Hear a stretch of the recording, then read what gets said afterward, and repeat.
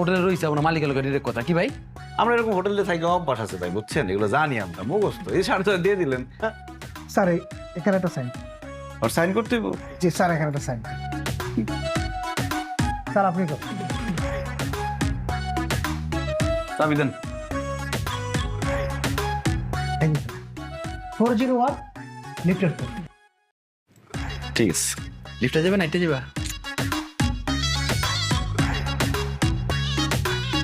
দেখছেন কি ব্যাক করুন, ব্যাক করুন।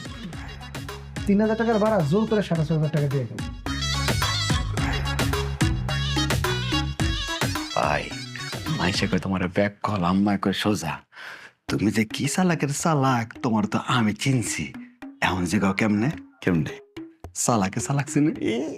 তুই কি কম চালাক নাকি? তুই যে কইলি বারিন্দায় থাকবি আধা ঘন্টা, তুই কি আধা ঘন্টা লিখে যাবি? তুই তোর বেশি সময় লিখে যাবি। আমি তোর মধ্যে থাকবোই না, সারাদিন তো বারান্দার মধ্যে থাকবো। আমার যদি কওয়া যাইতো যে 12,000 টাকার রুম আমরা 6,500 টাকা নিছি, মানে কি 5,500 টাকা একদিনে লাভ। যদি 1 মাসে এই হোটেলে থাকি তাহলে 1.5 লাখ টাকার উপরে লাভ। টাকা যে টাকা ওরে, বুঝছস? তাইলে আমরা বাড়িতে যাবো না, ঢাকাতে থেকে থেকে টাকা পাঠাম।